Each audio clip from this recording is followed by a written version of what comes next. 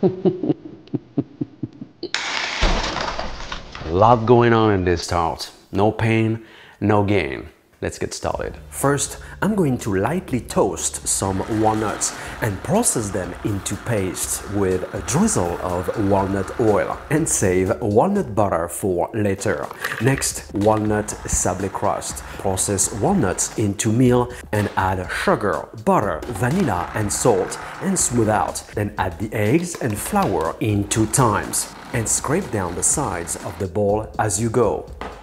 Wrap up pastry and refrigerate until it has completely hardened. By the time your pastry is resting, we have plenty of time to take care of the following steps. Next, walnut cream, which is the same as almond cream. Turn walnuts into meal, then smooth out with the remaining ingredients: butter, sugar, a tiny bit of flour, eggs, vanilla, and rum. So next in the agenda, I'm gonna make the dulce de leche, crème de lait. So the condensed milk is gonna take about 3 hours to turn to caramel. You can do this, by the way, way in advance and keep in the can refrigerated until ready to use. Then heat up caramelized condensed milk to 140 degrees Fahrenheit, 60 Celsius. Add a couple of pinches of fleur de sel, throw in there the butter and smooth out with your immersion blender and leave it at room temperature.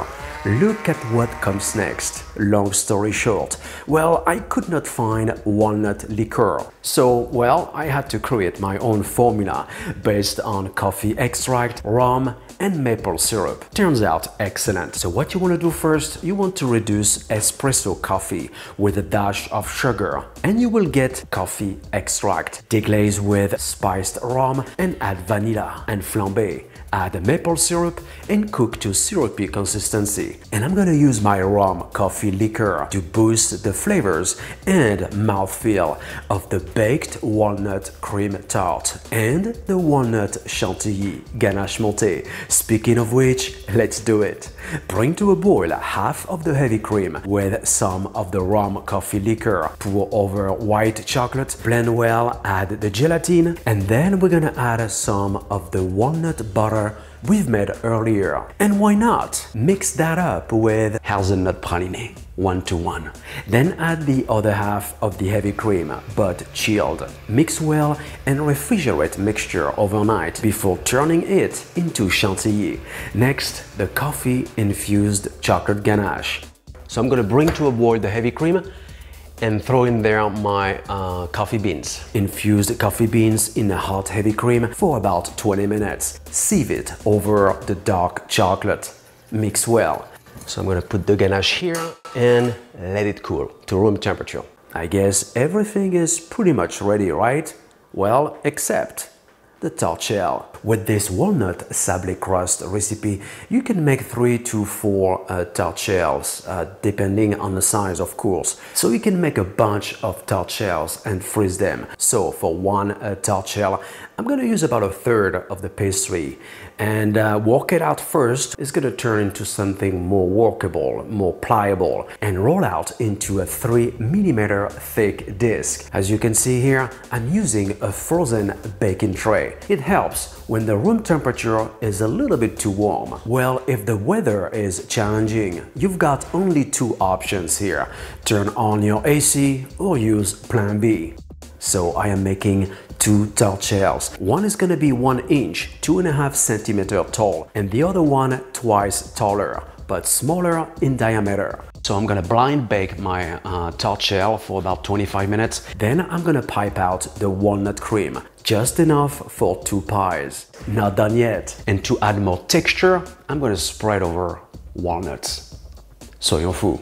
And throw it back in the oven for 35 minutes more. But yet, it depends on your oven. Let cool to room temperature and moisturize pies with the rum coffee liqueur. Wow, that's going to enhance the flavor quite amazingly. Now, the fun. Look at this gorgeous coffee-infused ganache. We're going to turn those walnut pies into something memorable. So in order to create awesome layers effect, I'm going to alternate the ganache with the walnut butter and the lightly salted dulce de leche. Then I'm gonna cover the whole thing with the walnut chantilly. When it comes to decoration, you can use any pastry tip you like, though the Saint-Honoré pastry tip would do a better job, but a small one. If you don't have one, fine, just make it straight out of your pastry bag. Cut off the tip of your pastry bag in bias and make another cut straight. That's another plan B, right? By the way, to get that t-shirt I am wearing right now, you heard that before, right? The only way to taste it is to make it. Look down below at my merchandise. Top Walnut Dulce chocolate tart with more dulce de leche and chocolate shavings that you can make it from scratch. Just spread tempered chocolate onto a couple of plastic wrap sheets, let it set and break into pieces. Or you can make your chocolate shavings from a chocolate block using your vegetable peeler or microplane. I hope guys you have enjoyed this one-of-a-kind walnut tart episode. To get the full recipe, go to brunoalbouze.com. Don't forget to subscribe and download my free ebook. Already 10,000 downloads. Quite amazing. Thank you again. See you soon.